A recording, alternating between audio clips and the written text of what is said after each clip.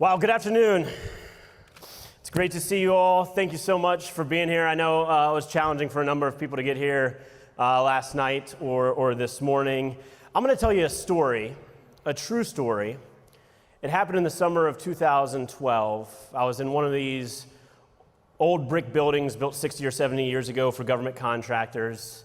It had those exposed radiators in every room, linoleum floors, peeling drop ceilings, harsh lighting, you know, the reason everybody wants to get back to the office. And in this day, I was doing one-on-one financial coaching sessions, something that I've done since I became a retirement advisor in 2006. I started at 9 a.m. and had back-to-back-to-back meetings all day, probably 15 meetings. So after the full day of meetings, I'm walking out the conference room, I look up at the sign-up sheet, and there's one person left. My last meeting that day was with Ronnie. She was the office receptionist, so I go to the front lobby and ask if she's ready to meet.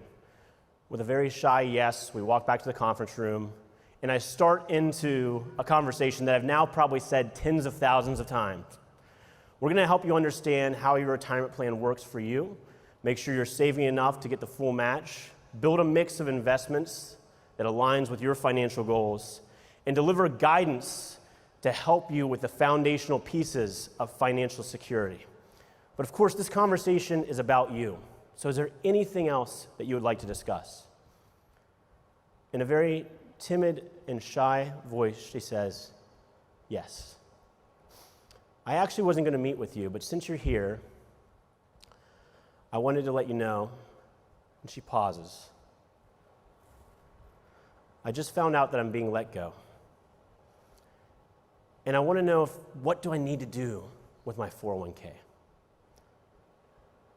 We have a very gentle discussion, and I stress to her that there's nothing she needs to do with her 401k. But we talk about hardships and loans and distributions and just maintaining the 401k there. But that wasn't really what was on Ronnie's mind. She was worried about her future.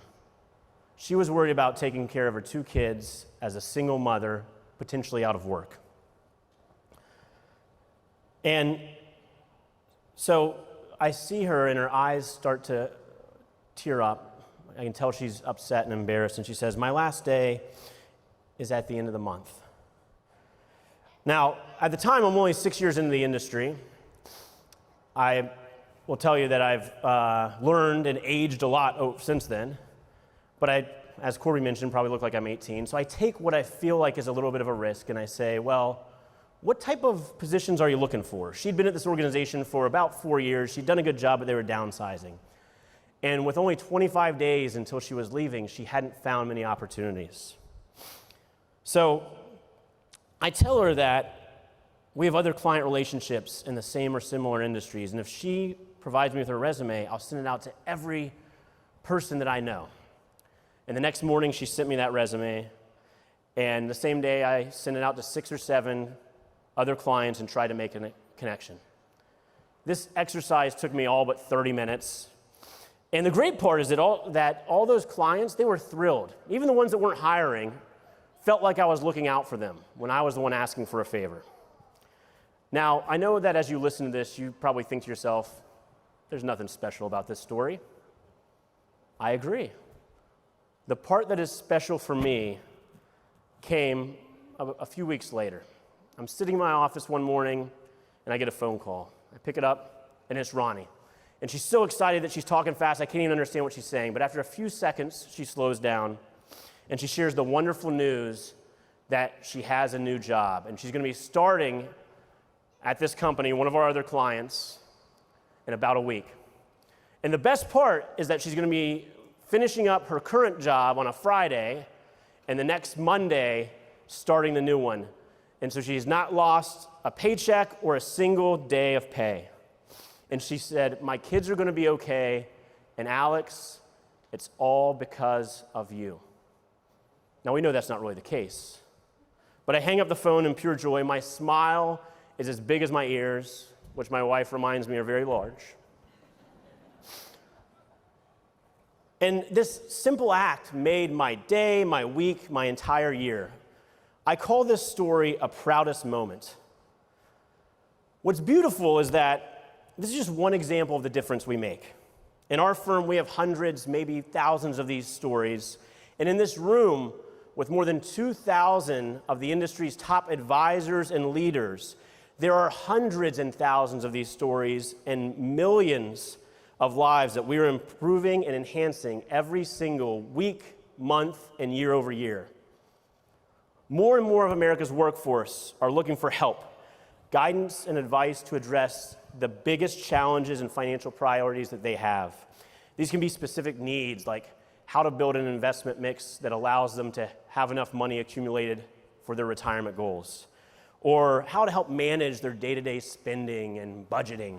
Or it could be something tangential, like putting them in a position for the next step in their career.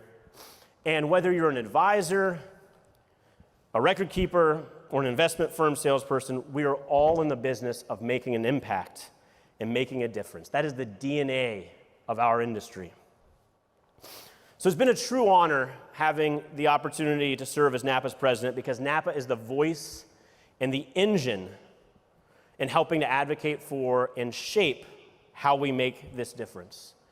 Brian Graff, Victoria Backer, Nevin Adams, Matt Scanlon, and the entire team at NAPA, along with ARA, the sister organizations, and all the volunteers on the Leadership Council, the Government Affairs Committee, and countless others, are working on a daily basis to help strengthen and enhance the private retirement system.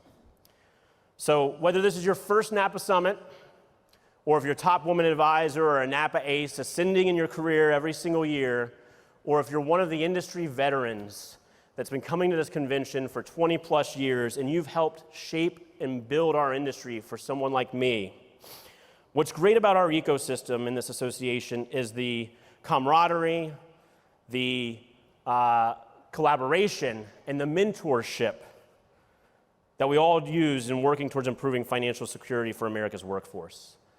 I have been incredibly fortunate to have numerous mentors, champions, and teachers shepherd me in the right direction and put me on the path to success. In fact, my commitment to NAPA and a lot of my, humbly put, success came from a few wholesalers that invested in me early in my career, and in 2007, 2008 said, you've got to go to the ASPA 401k Sales Summit. And since that event, I have remained involved and engaged in NAPA, in the retirement policy work that we do, and in building relationships with many of you. My peers, my mentors, my competitors. These relationships have provided me with ideas, with drive, and with the confidence that my team at AFS and my family have believed in and bought in, that allow us to do more and to better serve our clients every single day.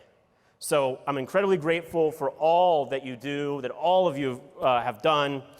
And so whether you're an advisor, a TPA, you sell investment products, if you provide a platform, maybe a technology solution, or even if you're an attorney, I guess. My hope is that we can be aligned, that you can be with me on a mission to make an impact, make a difference, and help more people than ever before improve their financial know-how and get on track for today, tomorrow, and their long-term financial future.